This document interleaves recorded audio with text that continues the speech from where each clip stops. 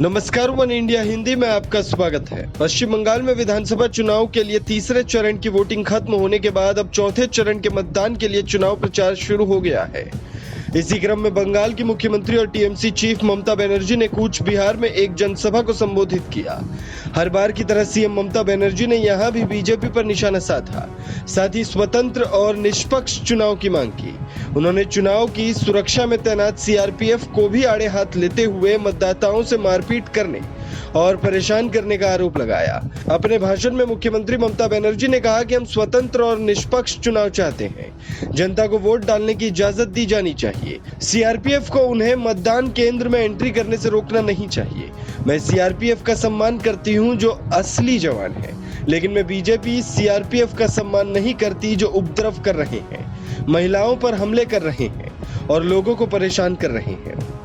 वहीं बीजेपी पर तंज कसते हुए ममता बनर्जी ने कहा कि जो सांसद बने वो विधायक बनने के लिए चुनाव लड़ रहे हैं। इसके बाद वो पार्षद चुनाव, पंचायत चुनाव और फिर क्लब चुनाव लड़ेंगे। उन्होंने कहा कि बिनोय बरनाम के खिलाफ जो उम्मीदवार है वो 2016 में एक हत्या के मामले में जेल में था, अब हत्यारे चुनाव लड़ रहे हैं।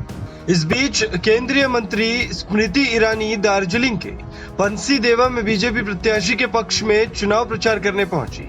इस दौरान मीडिया से बात करते हुए स्मृति ईरानी ने ममता बनर्जी पर तीखा हमला बोला। ईरानी ने कहा कि बंगाल में ममता बनर्जी की गुंडागर्दी अब समाप्त होगी। इस चुनाव में वो अपनी हार देख पा रही है। आज ममता जी ने ये दुस्साहस किया बोलने का कि सीआरपीएफ को घेरा जाए।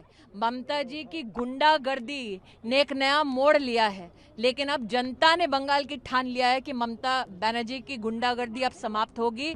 इस चुनाव में अपनी हार को वो देख पा रही हैं, इसलिए बौखलाहट में पहले तो बंगाल के गरीब के खिलाफ थी, अब हिंदुस्तान की पैरामिलिट्री फोर्सेस के खिलाफ बोल रही हैं। आज ममता जी ने कहा है कि दिल्ली से गुंडा को लेकर बंगाल को कैप्चर करने की कोशिश कर रहे हैं। ममता बनर्जी ने आज ममता बनर्जी ने पश्चिम बंगाल के चुनाव में देश भर के राजनीतिक दलों से लिख कर अपने लिए समर्थन मांगा है।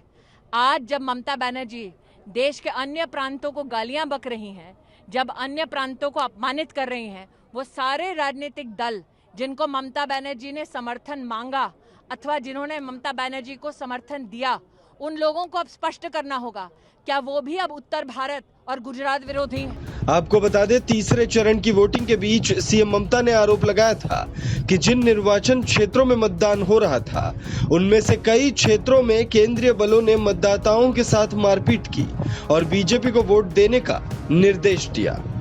इस खबर में फिलहाल इतना ही। तमाम अपडेट्स के लिए बने रहिए वन इंडिया हिंदी के साथ।